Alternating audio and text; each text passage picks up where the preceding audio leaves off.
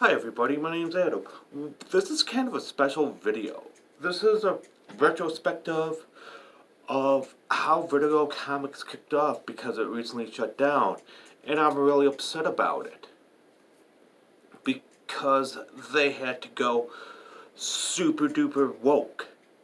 And when you go woke, it basically destroys the company that is publishing something or selling something. Well, the whole thing is it kicked. Okay, this is a proto phase basically. The proto phase, in a way, kicked off with Watchmen, a seminal book by Alan Moore. It's really good. It's about costume vigilantes, and there's only one superpowered individual named Dr. Manhattan. And it has a lot of foreign tensions between Russia and the U.S. going into a nuclear war. And the end wraps up in,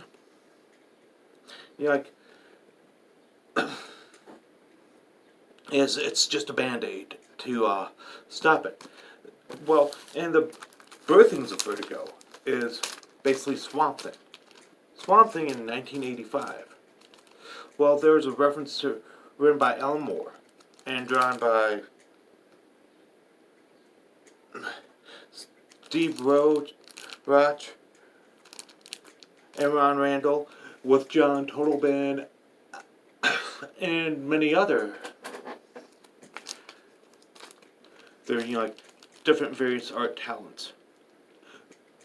There's a reference of incest and it became, and DC said no, and it became sophisticated suspense.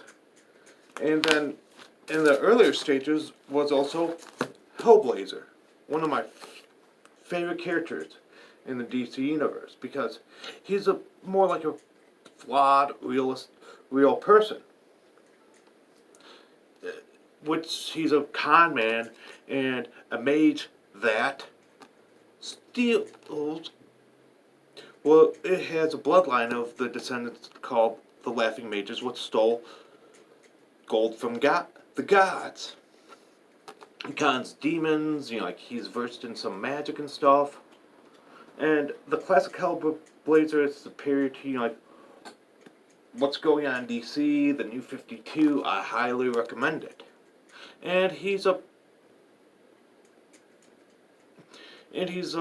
three-dimensional bisexual character. And now the seminal, one of my favorite series is ever produced is Preacher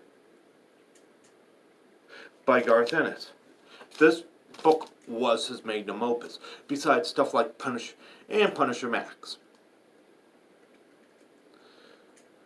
which both of them are great. And this spanned and followed the storyline of Jesse Custer, a man possessed by Genesis. And the whole thing is that there was adaptation of the television series which they switched some things up, create characters for it. It didn't bother me because they did things right with it. They even switched up Cassidy's origin and stuff like that. His introduction into the series. It was still great.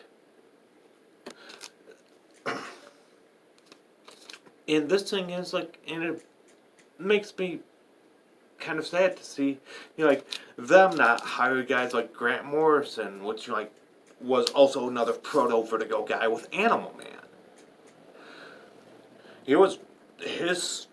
That story was great, and he got into politics at the earliest of his career, where he was a vegetarian, which is fine.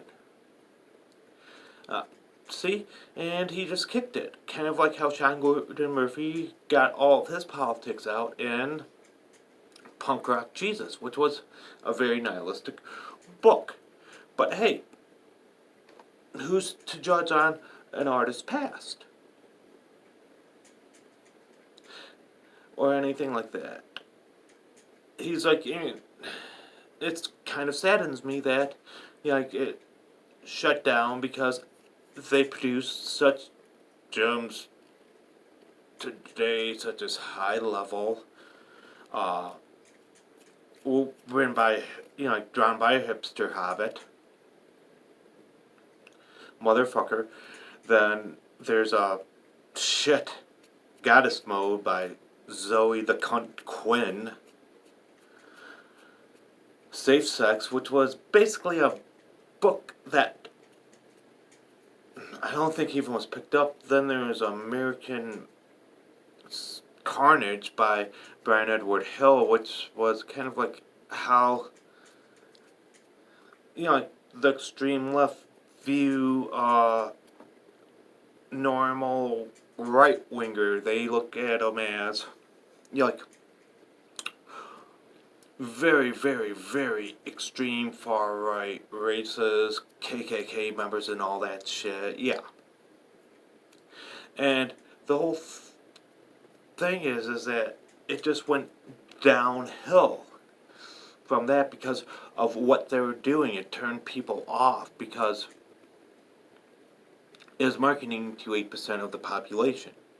Where DC is kind of like where Vertigo had an edge with, like that did politics that were nuanced, and it was like, hey, this is wrong, and stuff like that, which was, I was perfectly fine with it.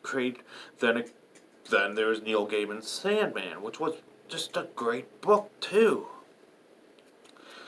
And, well, they basically shit the bed with what they did. And until next time, I'll see you guys around. Take care, take easy. If you like my content, please subscribe. And until next time, I'm signing off.